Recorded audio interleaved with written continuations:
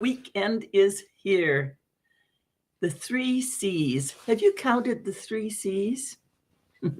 One is clarity, second is confidence, third is connection. And quite often I add in a fourth one, which is courage. The courage to be you.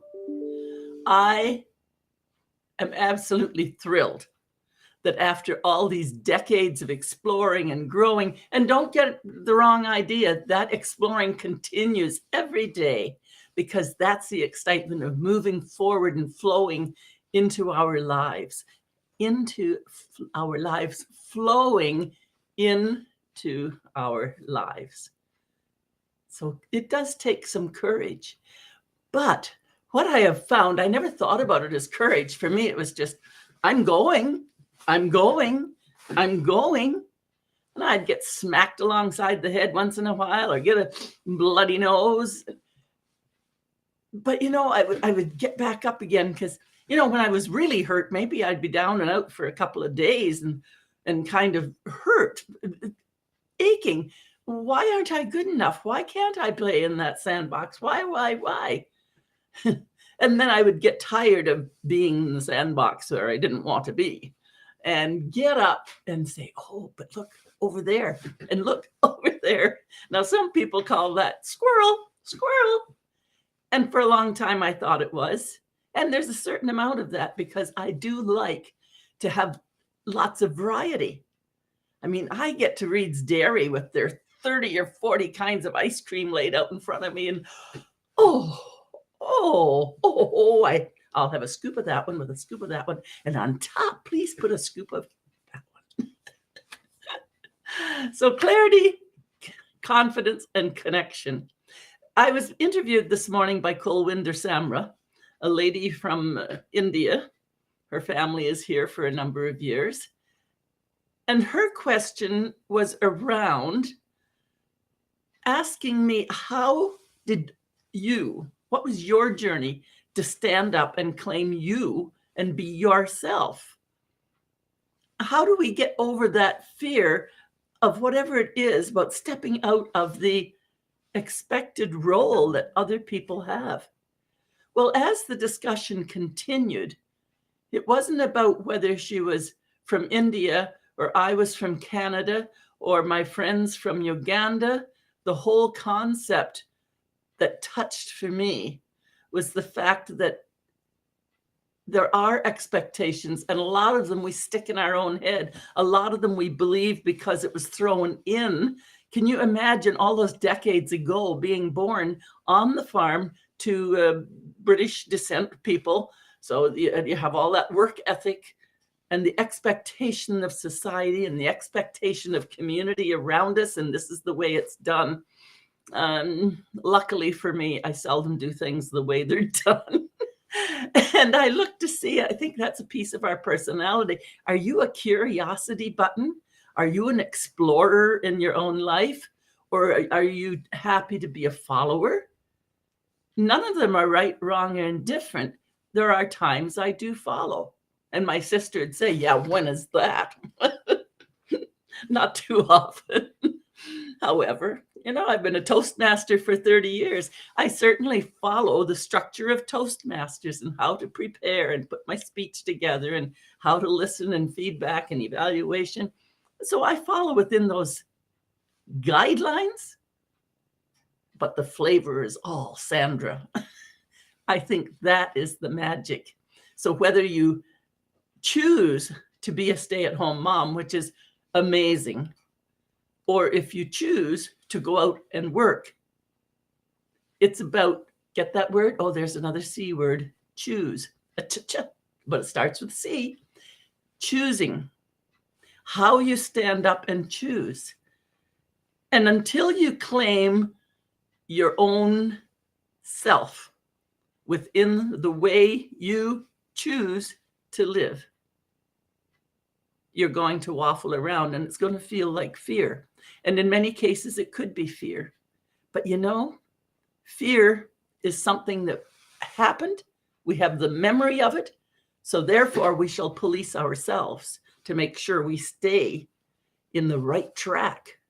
And we'll carry that fear in that process on into our future until we stop and say, this is what I want to do. I want to do. And you will make it happen within what you choose to make it happen in. Now, that might seem very strange. You may very well responsibly look around at the household and say, it's best for me and my children and my husband, my family, my greater family, that I be in the home and pull all this together. That needs to be a mental and emotional choice, because even within that home and within that choice, I remember my mother having so many headaches and so much migraine. And as I got older and looked back and found her girlhood artwork, she was a beautiful artist. And when I went back to look, I thought she chose to not continue that. She thought, by other people's expectations, there's work to do on the farm, there's children to raise, we need to make some money. But you know, she could have chosen to have her art book. When you and I might journal, she could have been doing her artwork for her own meditation and freedom. You see, we make choices. And I think that's my big C for today. So how are you as a woman making your choices about how you're going to think about what it is that's occurring around you? What are the boundaries? How are you going to approach those boundaries? That's all the work that we do together when you work with me. Looking at all of that, looking for that time when there's the sparkle in the there's the sparkle in the eye. That's the one. Shift your thinking. You're not being forced into that. Stop it. There's the sadness and the weight. What is that? And how do the men around you either lift you up, support you, or keep you in boxes? And that could be that you're just easy to put in the box. I am divorced, but I remember my husband at the time would have liked to be able to keep, like I'd poke out of the box and he kept trying to close the box on me. That's how it kind of felt to me. Oh, there's you. Oh, will you do as you're told? Will you do what you're supposed to do? And in the box, and I would be popping out here and there. And that's how it felt. I couldn't stay in the box, so I had to burst out. And we couldn't be together if I couldn't be in a box. But so I guess in that case, if I look back, then his support to me was to keep trying to box me up until I had the courage to do what I needed to do. And that's not to say go and get divorced, but there is a courage in knowing what you want, experimenting and choosing that experiment and choosing how you want to live your life full out. Whose responsibility? This is my closing statement in my write-up. Whose responsibility is it at the end of the day? Remember, we're born all alone. Yes, we might have popped out of mother's belly, but there you are. You're still all alone through that channel, through that birthing. It's alone. And when it comes time for death, which is a passing on across the veil, there's going to be that birthing in the dying, and that journey is alone as well. So I think we need to just face it up and choose.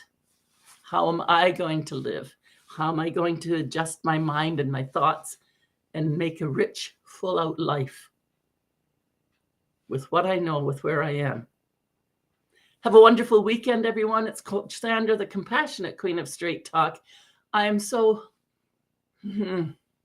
passionate and so anxious to be working with you to help you sort through those 3 C's so you can have a life of clarity, connection, and confidence, and choices, and courage. 5. I'm up to 5. You can hook up with me through link.sandravalks.ca. Come on in. There's a one-on-one discovery call. There's one-on-one coaching. There's a free workshop. A selection. There's a real menu there. Coach Sandra, compassionate queen of straight talk. You know you can do it, and I know I can help. Take care.